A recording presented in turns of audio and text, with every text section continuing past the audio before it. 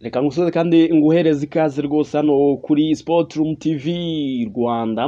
Nizere ko aho rose ukomeje kugubwa neza, ndaje ngo tuganire byinshi, aho duhera mu ikipe y'ingabo z'igihugu APR Football Club, tukaganira ku myitozo yabo n'uburyo bahagaze bari kwitegura umukino w'ikirarane rwose bafitanye na Musanze Football Club. Birimo biravugwa ku mukinnyi Godwin Odibo, nabyo turaza kubigarukaho gatanu kuri gatanu, dore ko yaje kuba arasa bombe cyangwa se agira byinshi atangaza kuri APR ndetse n'uburyo afashwe n'akazoza ke muri rusange. Turakagarukaho turebera hamwe ibyo yatangaje. Tuva muri APR Football Club turajya mu ikipe ya Rayon Sport Isaro ry'Inyanza, nabo baje kwakora imyitozo nako bakira abakinnyi babo bavuye mu ikipe y'igihugu y'u Rwanda Amavubi ya CHAN, barimo Muhire Kevin kapiteni wa equipe nationale ya CHAN ndetse na Rayon Sport muri rusange. Ese bite bya Robert Nyitari mu Rwanda? Ese umusimbura wa preparateur physique cyangwa se umutoza wongeraga imbaraga abakinnyi ba Rayon Sport waje kubasezera ku munsi w'ejo bundi, ninde ugomba kumusimbura? Bihagaze bite? Byose turagarukaho gatanu kuri gatanu. Mu Mavubi turareba ibigezweho, dore ko na n'ubu bakiri mu rungabangaba niba koko bazakina imikino ya nyuma ya CHAN 2024. Turakubwira ibigezweho rwose kuri iyo dosiye y'Amavubi ndetse na CHAN 2024. Ubundi tuvuga ngo twekeze hanze y'u Rwanda muri English Premier League, aho shampiyona yo mu gihugu cy'Ubwongereza rwose nabo bakomezaga.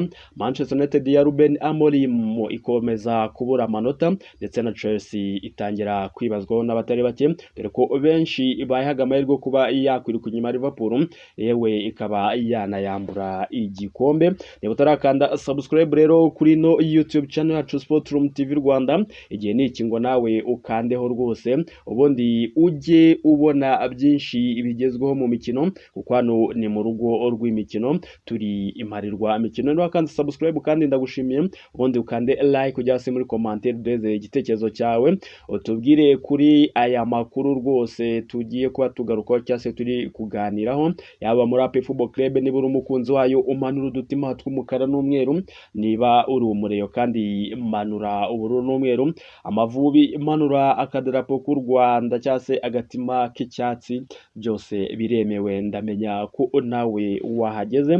Ikaze rero aho uri hose, waba uri mu Rwanda cyangwa se uri hanze y'u Rwanda, upfa kuba wumva ururimi rw'ikinyarwanda. Mbona no kubifuriza rero umwaka mushya muhire wa 2025, dore ko twawugezemo rwose habura ikintu gito cyane. Ese ingamba utangiranye uyu mwaka ni izihe? Ese ubyo wari wihaye mu mwaka wa 2024 wabashe kuzijyaho cyangwa se muri kimwe cya kabiri bagezemo? Byose ni ibyo tureba rwose muri commentaire watubwira, nta kibazo. Hano tuba turi kuganira muri rusange.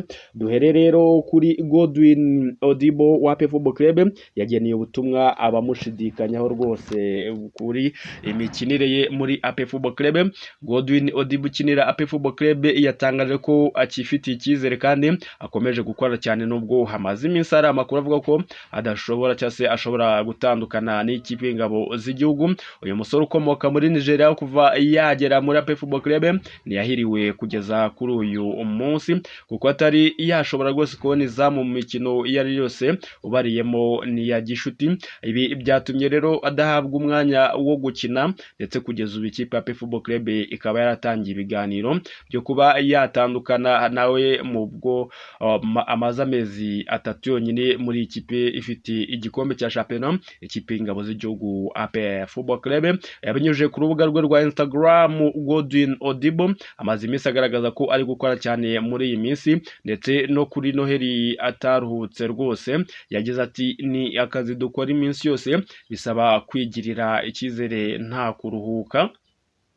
Godwin Odibo rero yageze muri APR Football Club avuye mu ikipe bita Sporting Lagos yo muri Nigeria, aho yari umwe mu bakinnyi bari kwitwara neza muri iki gihugu, kugeza ashimwe n'amakipe arimo Enyimba yaho n'undi muri Nigeria. Gusa APR Football Club ibiza kurangira imwegukanye. We na mugenzi we rero Johnson Chidiebere Nobodo bagiranye ibiganiro na APR Football Club ngo basese amasezerano bishakire aho kwerekeza. Iyi kipe y'ingabo z'igihugu ikaba yarabahaga amezi amezi 6 y'imishahara ariko bo bakabyanga bagasaba amasezerano yabo yose ngo yubahirizwe babahe amafaranga yose arangire muri rusange. Gusa APR Football Club ntirafata icyemezo kuri abakinnyi rwose, ahubwo bikaba biri kuvuga ko bashobora kuba batizwa mu makipe ya Marine cyangwa se Kiyovu Sport. Ni ibiri kuvugwa rwose kuri aba bahungu Godwin Odibo ndetse na Chidiebere Nobodo. Ikindi muri APR Football Club nuko kuri uyu wa mbere bakoraga rwose imyitozo tariki 30 z'ukwezi kwa 12, imyitozo yabereye kuri stade yabo Ishyorongi, aho basanzwe bakorera imyitozo bitegura imikino imwe n'imwe. Ni imyitozo rero APR Football Club yakiriyemo abakinnyi bayo bakubutse mu ikipe y'igihugu y'u Rwanda Amavubi ya Cani, barangajwe imbere na kapiteni Niyomugabo Claude, abo bakazamo Nigena Clement, hakazamo Nshimiyimana Yunusu, hakazamo Dushimimana Olivier Muzungu, hakazamo uwo bita Tuyisenge Arsene Tuguma, hakazamo Nibizi Ramazan Phil Foden ndetse n'uwo bita Ruboneka Jean Bosco, tutibagiye kandi Mugisha Gilbert Barafinda. Abo bose bakoze imyitozo kuri uyu wa mbere rwose. Gusa umusore utagaragaye mu myitozo n'uwo bita Byiringiro Jean Gilbert wavuye muri kampu y'Amavubi cyangwa se mu Mavubi yiteguraga imikino ibiri ya Sudani y'Epfo, afite ikibazo cy'imvune rwose, nibwo utagaragaye mu myitozo yo kuri uyu wa mbere. APR Football Club rero iri gukora imyitozo yitegura umukino w'ikirane cy'umunsi wa 7 wa Rwanda Premier League, umukino itakinigiye rwose igomba gukina n'ikipe ya Musanze. Ni umukino ku itariki ya 4 ku munsi wo kuwa 6 w'iki cyumweru, abazaberekeje mu karere ka Musanze kuri stade Ubworoherane, aho bazabacakira n'ikipe ya Musanze Football Club. Ni umukino w'ikirane cy'umunsi wa 7 rwose. Bibutse ko APR Football Club ihagaze ku mwanya wa 2 nyuma y'ikipe ya Rayon Sport. Rayon Sport ifite amanota 33 mu gihe APR Football Club ku mwanya wa 2 n'amanota 25, ikaba ifite uwo mukino w'ikirane. Iramuka itsinze umukino wayo w'ikirarane zahita igira amanota agera kuri 28, habe hasigiyemo amanota 5 hagati yayo ndetse n'ikipe ya Rayon Sport. Muri rusange ni ibyo muri APR Football Club. Umwuka ni mwiza, bari kwitegura wisubukurwa cyangwa se igaruka rya shampiyona bakina umukino w'umunsi wa 7, umukino utarakiniwe igihe. Mbutse kandi ko APR Football Club ku itariki ya 7 n'undi zamanuka mu kibuga ikina n'ikipe ya Marine Football Club, igasoza imikino ibanza ya faze ku itariki ya 12 rwose z'ukwezi kwa mbere, n'ubundi aho izaba yerekeje mu karere ka Huye, aho izakirwa n'ikipe y'Amagaju Football Club, Amagaju yahariya mu Bufundu mu karere ka Nyamagabe. Nibyo muri APR. Ubwo tujye muri mukeba wayo Rayon Sport nayo kuri uyu wa mbere bakoraga imyitozo. Uko bakoraga imyitozo rero nuko abatoza bayo basanzwe bamenyerewe rwose batari bahari muri rusange, dore ko bita Robertinho Goncalves do Carmo ayibereye mu biruko mu gihugu cyabo cya Brazil. Gusa amakuru haravuga ko uyu Robertinho aza kugera mu Rwanda rwose ku itariki ya 2, ngo no kuvuga mu rukerera rwo kuri munsi wo kubunani rwose nibwo aza kuba agera mu Rwanda. Ubundi ikindi nuko bakoze imyitozo rwose badafite preparateur physique, baherutse gusezera ku buyobozi bw'ikipe ya Rayon Sport. Muri rusange yasezeye rero mu minsi ishize, aho yavuga ko agiye kwita ku muryango we, aho umugore we yaje kubagira impanuka yo mu muhanda. Murereyo kandi umutoza wongeraga imbaraga abakinnyi bose Ayabonga Lebitsa waje kwasezera, akaba bivuga ko agiye gusimburwa no bita Corneille, gusa ntabwo biremezwa. Muri Rayon Sport kandi uwo bita Azizi Basane yaje kubagera mu Rwanda ku isaha 3 z'ijoro, biteganyijwe ko kuri uyu munsi abari mu Nzove rwose aho iyi kipe isanzwe ikorera imyitozo. Ikindi kandi uko Rayon Sport mu myitozo yabaye ku munsi wo kuwa mbere yari yakiriyemo abakinnyi bayo nabo bavuye mu ikipe y'igihugu y'u Rwanda Amavubi, barimo Iragwa Haji barangajwe imbere kandi na kapiteni Muhire Kevin, hakaza Bugingo Hakimu na Salimana Aimable. Abo ni abakinnyi ba Rayon Sport ndetse na Kanamugire Roger bavuye mu mwiherero w'ikipe y'igihugu y'u Rwanda yakinaga imikino rwose ya cani gushaka itike ya cani basezereyemo ikipe y'igihugu ya Sudani y'Epfo. Bakoze imyitozo rero kuri uyu wa mbere, ubundi bagomba gukomerezaho kuko bafite umukino karundura. Ni umukino utoroshye uteganyijwe kuba ku munsi wo kuwa gatandatu ku isaha y'isa 12 kuri Kigali Pele Stadium. Ikipe ya Rayon Sports izaba yakire rwose ikipe ya Police Football Club kisa saa 12 za hano mu Rwanda kuri Kigali Pele Stadium. Nibyo biri muri Rayon Sports, n'abatoza rwose bataraza rwose, bita Tegekimana Corneille niwe ugiye kuba atoza rwose Rayon Sports, ongerera imbaraga abakinnyi mu gihe nta kizaba gihindutse rwose. Nabundi Robert Nyowe azahagira ku itariki ya 2 z'ukwezi kwa mbere, ubundi atangira ategure ibintu bye, tegure umukino bagomba gukinamo na Polisi. Bibutse ko kandi Rayon Sports n'undi ikomeje kuyobora urutonde rwa shampiyona y'amata 33 ikagubwa mu ntege n'ikipe ya AP Football Club n'ubundi nayo ifite amanota 25 muri rusange. Nibyo biri kuvugwa muri Rayon Sports iri kwitegura umukino ukomeye. Bibutse ko kandi Rayon Sports izasoza imikino yabo yakirwa n'ikipe ya Mukura Victory Sport hariya mu karere ka Huye. Ikindi nuko Rwanda Premier League nayo yakomezaga rwose kuri iyi journée ya 15 amakipe amwe yasoje phase are.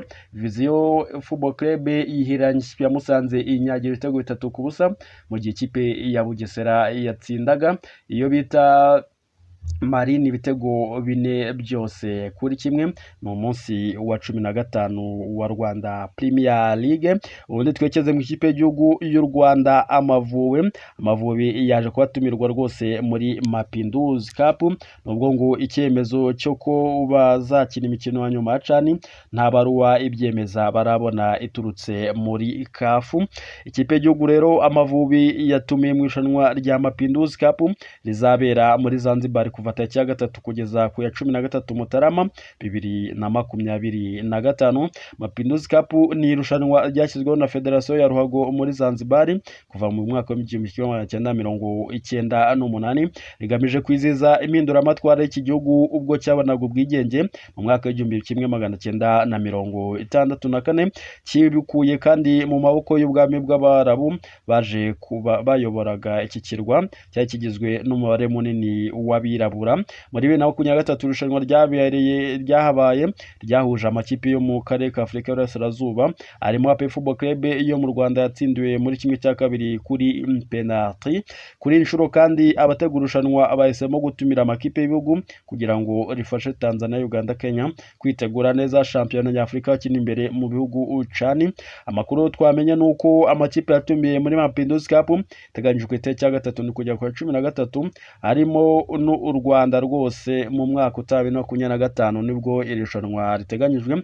Ibindi bihugu ni Kenya, Tanzania, Burkina Faso, Burundi, Uganda ndetse na Zanzibar izaba yakiriye. Umunyamabanga mukuru wa Ferwafa rero Clarisse Adolphe Camarade yemereye ikinyamakuru igihe ko bakiriye ubutumire bwo kwitabira Mapinduzi Cup ariko batari bafite iri rushanwa muri gahunda zabo rwose nka federasiyo. Yongeyeho ko kandi abatoza ikipe y'igihugu baba bafite gahunda zabo bapanze, hakiyongeraho no kuba u Rwanda rufite amahirwe menshi yo kuba rwakina cani 2024. Ati turarindire ko kafu yemeza ibijyanye na cani kugira ngo tubwire umutoza kuko niwe wemeza niba byaba byiza gukina iri rushanwa. Byari byitezwe ko rero kuri uyu wa mbere aribwo impuzamashyirahamwe ya ruhago muri Afurika kafu yemeza burundu ibihugu bizakina cani 2024 kuva tariki ya 1 kugeza 28 Gashyantare 2025. U Rwanda rero rwitwaye neza mu ijonjora rya nyuma rusezera Sudani y'Epfo hifashishijwe itegeko ry'igitego cyo hanze nyuma yo kunganya ibitego 4-4 mu mikino ibiri. Irushanwa rero rishobora gutuma shampiyona ihagarara mu buryo butunguranye mu gihe byari biteganyijwe ko imikino ibanza ya shampiyona izarangira ku 12 Mutarama. Kwitabira Mapinduzi Cup ku ikipe y'igihugu bishobora gutuma imikino imikino yongera gusubikwa by'umwihariko ku ikipe ya AP Football Club kuko nizakina ku tariki ya 12 rwose bakina n'Amagaju. Kuri ubu kandi hari amakipe yasoje imikino ibanza ariko hari n'andi asigaje imikino 2 cyangwa 3 ngo igice cya mbere kibanza kibe cyarangira cya Rwanda Premier League. Kurikije ingengabere ya shampiyona byari byatangajwe mbere hashobora guhinduka amatariki y'iminsi yayo 6 kuko irushanwa rya CHAN ritari ryarateganyijwe rwose muri rusange. Imikino yo kwishyura yagombaga gutangira tariki ya 17 Mutarama 2025 mu gihe kwezi kwa Gashyantare kwari kurangirana n'umunsi wa 21 wa shampiyona. Muri aya mezi abiri abanza rero y'umwaka mushya hari hateganyijwe kandi imikino y'igikombe cy'amahoro ayijonjora ryayo rya kabiri rizakinwa tariki ya 15 kugeza tariki ndetse na tariki ya 22 z'ukwezi kwa mbere 2025 muri rusange. Nutegeza tukareba niba Federasiyo y'umupira w'amaguru mu Rwanda Ferwafa iza kwemera kuwitabira Mapinduzi Cup nyamara bafite iyi shampiyona rwose itaragira aho igera. Ese igitekerezo cyawe kuri iyi ngingo wowe ni ikihe? Ese shampiyona twemere ihagarare bajya gukina Mapinduzi cyangwa se Mapinduzi bayihorere dukine shampiyona ndetse n'igikombe cy'amahoro? Igitekerezo cyawe muri komanteri ni ingenzi cyane. Undi twiruke dusoreze muri Premier League aho Manchester United yaratsinzwe n'ikipe ya Newcastle United ibitego 2-0, ibitego bya Alexander Isaac ndetse na Joelinton. Ikipe ya Chelsea yatsindwaga nayo na Ipswich Town ibitego 2-0 bya Omar Chison ndetse na Liam Delap. Ikipe ya Brighton yagwaga miswi ndetse n'ikipe ya Aston Villa banganya ibitego 2-2.